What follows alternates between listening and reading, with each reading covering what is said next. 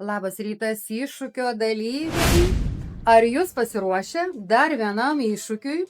Pasiruošę? Liuks, labai gerai. Šį iššūkį mes darysime kokį, Tomai? Atsispaudimo iššūkis. Atsispaudimo iššūkis. Ir atsispaudimus pademonstruos Tomas. Idealus, puikus pratimas, kurio metu dirba taip pat begalybė raumenų grupių. Labai nemėgstamas moterų, iš patirties galiu pasakyti, bet mielosios mano, jis labai reikalingas ir labai naudingas. Tomas pademonstruos 3 variacijas, nuo lengviausios iki sunkesnės. Taigi, Pereinam prie lengviausios, tai atsispaudimai nuo sienos. na kągi, Tomas pademonstruos dabar pačią lengviausią pirmą versiją, atsispaudimai nuo sienos. Svarbu išlaikyti kūną vienoj tiesioj linijoj, būtinai patemptas jau pilvo presas, pėdos pečių plotyje ir rankos plačiau nei pečiai. Plaštakos krūtinės aukštyje, šiek tiek žemiau. Nu ir tą kampą patys pasireguliuojam, ne? Taip. Kuo arčiau sienos, tuo lengviau. Kuo toliau kojos nuo sienos, tuo sunkiau. Nu ką, važiuojam? Važiuojam. Svarbiausia išlaikyti kūną vienoj tiesioj linijoj. Su kakta pasiekiau sieną ir judu atgal. Puikiai, labai gerai.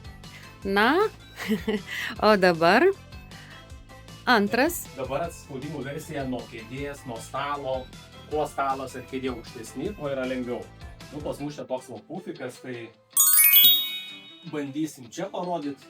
Tai čia yra šiek tiek jau sunkesnė versija.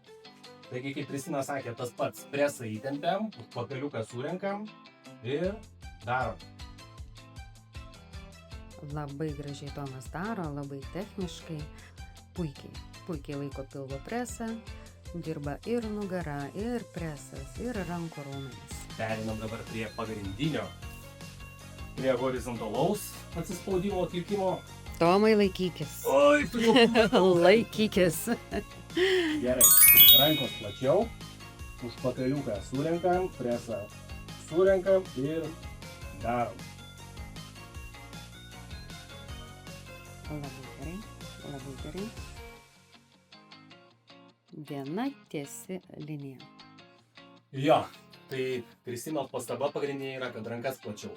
Aš asmeniškai pratęs visą laiką su po pečiais, biški lengviau, bet čia jau, kaip tu sakai, tricepsas dirba, ne? Taip, tokia variacija irgi yra, jį daugiau įdarbina trigalvio žasto raumenuką, jį mėgsta daryti vyrai, nes vyram labai aktualu rankų raumenys, didelės stambios rankos, bet moteriškas daugiau versija platesniam rankom. Na ką, šiaip ne taip parodžiau, pademonstravau, Kristina papasakojo. Nolis labai gerai viską padaryti. Ir mes įkelsime tą lentelę, progresijas irgi atlikinėkite pagal savo pajėgumą. Ir laukiame visų irgi, kad pasidalintumėt komentaruose, įkeltumėt šeštadienį, sekmadienį, kokį iššūkį jūs praktikuojat, kokį priėmėt.